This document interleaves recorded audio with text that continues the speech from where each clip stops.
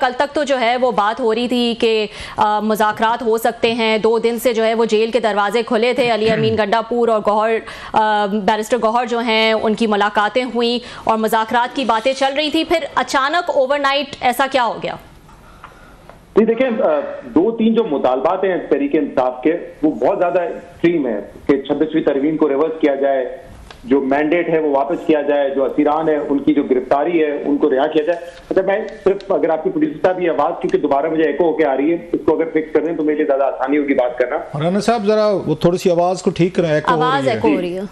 जी जी, तो मैं ये कह रहा था कि ये 3 जो डिमांड है बड़ी एक्सट्रीम डिमांड थी, लेकिन फिर भी मेरी कल पीटीआई के कुछ लोगों से बात हुई थी तो उनका ये कहना था कि देखें अगर असीरान की रिहाई हो जाती है या मैंडेट के हवाले से कोई जुडिशल कमीशन बन जाता है तो फिर भी बातचीत हो सकती है, कहीं ना कहीं बातचीत का आगाज जरूर हो सकता है। लेकिन फिर भी इसके इम्कानात कि ये कामयाब हो जाते मुज़ाकरात मुझे बहुत कम नजर आ रहे हैं। और फिर कल आपने देखा कि तोशाखाना 2 में जब इमरान खान की रिहाई हुई और आज गई ये खबर आ गई कि किसी और एक और केस में उनको गिरफ्तार कर लिया गया है और वो उस वक्त का मुकदमा है जब वो जेल में थे, यानी कि वो बाहर नहीं थे। तो उससे तो ये बड़ा वाज़ेह था कि जो रियासत की पॉलिसी है इमरान खान के लिए वो बदली नहीं है। और जब आपको पता है कि एक तरफ से ये वाज़ेह सिग्नल हो कि पॉलिसी हमारी नहीं बदली है तो दूसरा फरीक भी जो है वो दस्तक नहीं दिखाएगा, वो भी अपनी जगह पे खड़ा रहेगा। तो इसलिए मेरे ख्याल से कल दोबारा एक दफा हम देख रहे हैं कि मामला डेडलॉक की तरफ है और अब दोबारा पीटीआई कह रही है कि हम एहतजाज करेंगे। आज बुशरा बीबी ने इमरान खान का पैगाम भी वाज़ेह कर दिया है और दूसरी तरफ हुकूमत भी अब उसी पोजीशन पे आ गई कि कम वोट में इस्लामाबाद आपको नहीं एंटर होने देंगे। ठीक है शहजाद, तो ये दोनों तरफ से जो है वो एक डेडलॉक नजर आ रहा है या हम कहेंगे ट्रस्ट डेफिसिट नजर आ रहा है। लेकिन ट्रस्ट डेफिसिट बानी पीटीआई का इस वक्त होना ज्यादा बनता है क्योंकि जब पहले वाला एहतजाज इन्होंने कह के मुलतवी कराया था उसका भी उन्होंने जिक्र किया, फिर उन्होंने कहा कि मुझसे 10 दिन मांगे गए हैं कि 10 दिन के लिए इसको मौखर कर दें। तो इस बात को ऐसे ही तूल दी जा रही है। मेरे तीनों जो डिमांड्स रखी गई हैं उसमें से सबसे आसान था और जो डुएबल था फौरन वो था प्रिजनर्स की रिहाई। तो ये आपके ख्याल में कि रियासत जो है वो इसमें ज्यादा उनके पास चांस था कि वो अपना ट्रस्ट जो है वो डेवलप कर सकते हैं इसमें? नहीं, मुझे लगता है कि दोनों तरफ से एक ट्रस्ट का मामला है, ट्रस्ट ना होने का मामला है। इमरान खान तो ये चाह रहे थे कि उनकी रिहाई हो जाए और इसके बाद फिर वो बाकी इश्यूज पे चले, बातचीत हो जाती है। लेकिन दूसरी तरफ भी जो ट्रस्ट डेफिसिट है उनको पता है कि इमरान खान की एक दफा रिहाई हो गई तो इसके बाद जो ये एहतजाज है, धरने हैं, वो शायद और ज्यादा तूल पकड़ जाएंगे। इमरान खान फिर शायद सड़कों पे लेके लोगों को लीड कर रहे हो, तो वहां पर भी एक ये खर्चा जरूर है। और जैसे मैंने कहा कि हमें नहीं नजर आता कि कहीं अभी तक रियासत की पॉलिसी तब्दील भी हो। तो जब तक वो राय इमरान खान के बारे में जो है उनकी जो पीटीआई के बारे में उनकी पॉलिसी वो कंटिन्यू करेगी, तब तक तो मुझे नहीं लगता कि वहां से भी कोई इस तरह का इकदाम उठाया जाएगा। और वो मेरे ख्याल से कल वाज़ेह हो चुका है। तो मेरे ख्याल से ये ट्रस्ट डेफिसिट जो है एक लंबे अरसे से है और दोनों तरफ से। ठीक ठीक जी, ये आपको बहुत शुक्रिया शहजाद, आपने हमें ज्वाइन किया। आपने लफ्ज़ यूज़ किया ट्रस्ट डेफिसिट का। यूजली यही कहा जा रहा है कि खान साहब पे कोई एतबार नहीं करता, कोई नेशनल इंटरनेशनल कोई एजेंसी बंदा मुल्क वो कोई इनकी गारंटीज देने को तैयार नहीं। जैसे अमेरिकन की गारंटी बेनज़ीर भुट्टो की उन्होंने दे दी थी अमेरिकन की जना मुशर्रफ को, या नवाज शरीफ साहब की सऊदीज़ ने दी थी तो मामला चल पड़े। तो इनकी कोई ऐसा गारंटी देने वाला नहीं है। ये तो यहाँ तक तो ठीक है। आपको लगता नहीं है ये उससे ट्रस्ट इस डेफिसिट से ज़्यादा अना का मसला है कि फ़ौज ने क्लियर कर दिया भी माफ़ी मांगे 9 मई पे, अब खान साहब कहते हैं हमने माफ़ी मांग ली तो हमारा नैरेटिव ख़त्म हो जाएगा। So it's clash of the Titan, clash of the egos. ये मतलब उससे ज़्यादा जो मुझे लगता है द ट्रस्ट उससे डेफिसिट से, ये तो ईगोज़ का है। मैं खान साहब सॉरी कह दें मसला आज हल होगा, खान साहब कहते हैं मैंने सॉरी कह दिया तो फिर मैं खान कैसे रहूँगा।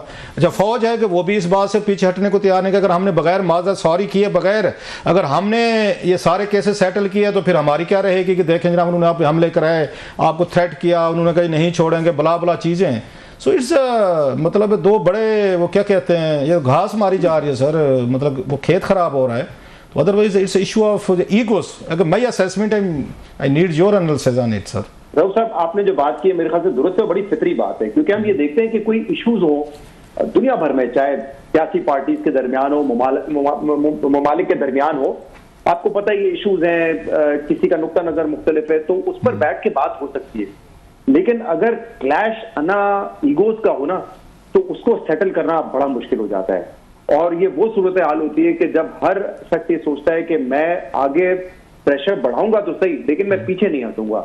और यहाँ पे भी बड़ा वाज़ेह है कि अगर इमरान खान तमाम चीजों पे कंसीड कर जाते हैं, यानी कि वो 9 मई पे जैसे आपने कहा माफी मांग लेते हैं, तो उनका जो सियासी बयानिया, और आपको पता है कि इमरान खान की पॉलिटिक्स जो है वो उनकी गवर्नेंस से ज्यादा उनके बयानी पे थ्राइव करती है, तो वो बयानिया तो उनका काफी हद तक फारिग हो जाएगा। वो ये सियासी नुकसान कभी नहीं चाहेंगे। दूसरी तरफ एक ताकतवर फौज है, फौज का किरदार हमारे मुल्क में बड़ा इंपॉर्टेंट रहा है, बड़ा अहम किरदार रहा है। अब फौज भी यही सोचेगी और जो उनकी लीडरशिप है उनका भी शायद यही ख्याल हो कि यहाँ पे अगर हमने 9 मई को एक इतना बड़ा इशू बनाया है, यहाँ से हम पीछे हट जाएं, सडनली इमरान खान की रिहाई हो जाए, तो हमारा जो एक आप कह सकते हैं जो हमारा जो भरम है इस पूरे सेटअप में वही खत्म हो जाएगा। तो मेरे ख्याल से ये आपने बिल्कुल दुरुस्त कहा कि जो ईगो के मसाइल है वो सेटल करना ज्यादा मुश्किल हो जाते हैं। अच्छा, आपकी बात से एक और मेरे जहन में आ रही है कि अगर दोनों साइड्स अगर कंप्रोमाइज करती हैं तो दोनों का सियासी रोल जो है वो ख़त्म होता है। सर खान साहब अगर माफ़ी मांगते हैं तो इनका नैरेटिव ख़त्म होता है और जो यूथ को बाकी लोगों को इन्होंने एक्टिवेट किया हुआ है वो इस पर टांट्स मिलेंगे, इनके मुखालफिन इनका जीना हराम कर देंगे। ऐसा ही है। एस्टेब्लिशमेंट अगर वो पीछे जाती है बगैर माफ़ी किए बगैर वो सेटल करती है तो उनका सियासी रोल भी, उनकी सियासी जो एक अथॉरिटी है पाकिस्तान के सिस्टम पे वो पीछे जाती है। सो दोनों को तो स्टेक्स सारे पॉलिटिकल हैं, वो हमारी एस्टेब्लिशमेंट क्यों या खान साहब क्यों, तो पहले हु विल, वो कहते हैं ना ब्लिंक आइज, तो पहले कौन झिपकेगा। अब तक तो यही लग रहा है कि दोनों साइड झिपकने को तैयार नहीं है। ऐसा ही है बिल्कुल। और इस मरतबा क्योंकि आपने देखा है 26वीं तरमीम के बाद जो आईनी बेंच का एक तस्वीर सामने आ गया है, फिर जो मुद्दत मुलाजमत थी आपने चीफ की वो तमाम चीफ की इनफैक्ट वो 2027 तक हो चुकी है। तो यहाँ पे अब आपको एक इमरान खान की तरफ से या पीटीआई की तरफ से एक डेस्परेशन नजर आ रही है। तो धरने की कॉल भी दे रहे हैं, वो कह रहे हैं हम बातचीत भी करेंगे। तो वो एक पोजीशन तो उनकी है क्योंकि उनको पता है कि क्योंकि इसके अलावा उनको और कोई रास्ता नजर नहीं आ रहा है। अब वो टाइम चला गया है कि अदलिया के जरिए उनको रिलीफ मिलेगा तब भी उनको दोबारा अरेस्ट कर लिया जाएगा।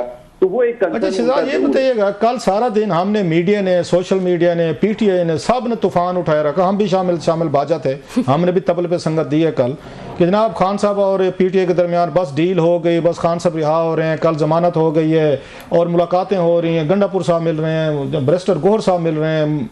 मतलब बिल्कुल एक माहौल बन गया था। बस रात तक खान साहब जो है बनीगाला, मतलब फैसला नहीं हो रहा कि बनीगाला भेजना है, जमान पार्क भेजना है, इस तरह की बातें हो रही थी। ऑलमोस्ट ये मतलब सीन बना दिया गया। और उसी वक्त कराची में बिजनेसमैन से आर्मी चीफ साहब ने जो बातें की हैं वो तो सीधा उन्होंने खान साहब पे नाम लिए बगैर अटैक किया है कि जनाब वो लोग जो डिफ़ॉल्ट की बातें करते थे, मजूसी फैलाते थे, आजकल कहाँ हैं वो।